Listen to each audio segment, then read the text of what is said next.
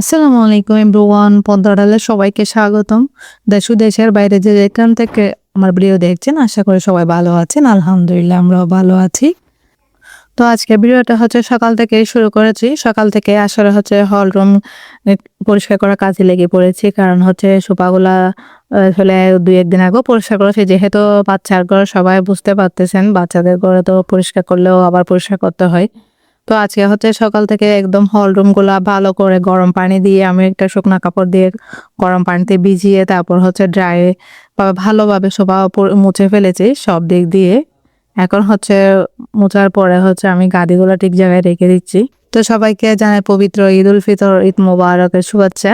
আসলে ঈদ হচ্ছে গ্রামের আনন্দটাই অন্যরকম। বাসা বাড়িতে তেমন একটা আনন্দ লাগে না, নিজে নিজের মধ্যেই থাকে বাচ্চা কাচ্চা নিয়ে। এবছর হচ্ছে গ্রামে যাওয়া হয়নি, ইনশাআল্লাহ আপনাদের সাথে নেক্সট ইয়ারে শেয়ার করব গ্রামে গেলে। গ্রামের মজাটাই অন্যরকম। যেহেতু সামনে আমার ছেলের পরীক্ষা, তার কারণে আর বৃষ্টি তার চিন্তা করে গ্রামে যাওয়া হয়নি।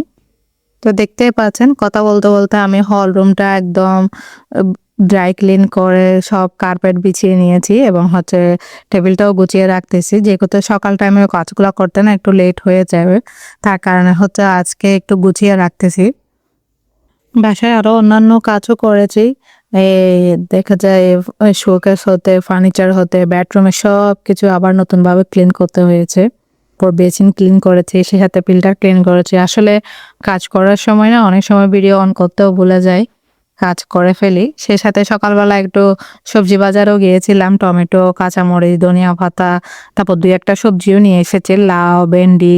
এই কাজগুলা গুছিয়ে হচ্ছে আমি ইফতারের আইটেমে চলে এসেছি। আজকে হচ্ছে আমাদের শেষ রোজা, শেষ ইফতারি। ইনশাল্লাহ আল্লাহ যদি হয়াতে বাঁচিয়ে রাখে, আগামী বছর এই রোজার ইফতারিটা করতে পারবো। তো আল্লাহ সবাইকে ভালো রাখুক, সুস্থ রাখুক, এই কামনাই করি।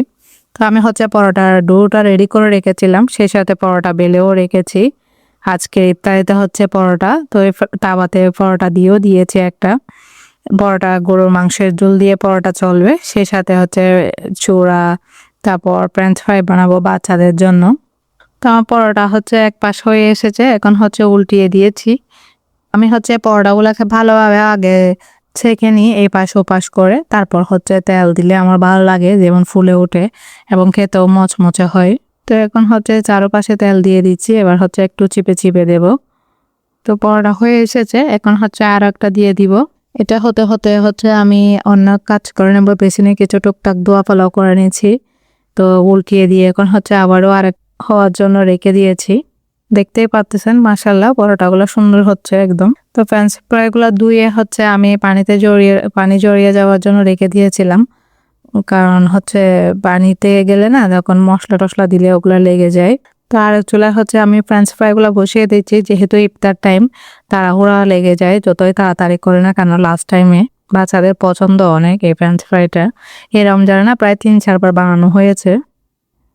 তো ইফতারি সব রেডি হয়ে গেছে, অফ ক্যামেরা রেডি করে নিয়েছি। আসলে এত কিছু দেখাতে গেলে তো অনেক বড় ভিডিও হয়ে যায়। দেখতেই পাচ্ছেন ফ্রেঞ্চ ফ্রাইগুলো টেবিলে নিয়ে এসেছি, সাথে হচ্ছে পরোটা হয়ে গেছিল। সবগুলা হচ্ছে আমি টেবিলে নিয়ে আসতেছি আস্তে আস্তে ইফতারের জন্য। তো সে সাথে গরুর মাংসটাও নিয়ে আসতেছি। হ্যাঁ, আমার ছেলে হচ্ছে আজকে পিৎজা অর্ডার করেছিল। ও পিৎজা হচ্ছে ও আজকে পিৎজা পার্টি দিবে, ওর টাকা দিয়ে ও অর্ডার করেছে। তো আসলে পিৎজা খেতে তো সবারই ভালো লাগে, কার না ভালো লাগে না। অনেক মজা হয় পিৎজা, গরম গরম খেতে পারলে তো আরো বেশি ভালো লাগে। তো হচ্ছে চিকেন বারবিকিউ পিৎজাটা অর্ডার করেছে আজকের ইফতারিতে। যেহেতু লাস্ট ইফতারি, লাস্ট রমজানে, তার কারণে হচ্ছে আর মানা করে নেই। তো আজকের ভিডিওটা এইটুকুই। যদি ভালো লাগে লাইক, সাবস্ক্রাইব করবেন এবং বেল বাটন অন করে রাখবেন, পরবর্তী ভিডিও দেওয়ার সাথে সাথে যেন নোটিফিকেশন পৌঁছে যায়। সবাই ভালো থাকবেন, সুস্থ থাকবেন। আল্লাহ হাফেজ। সবাইকে জানাই ঈদ মোবারক।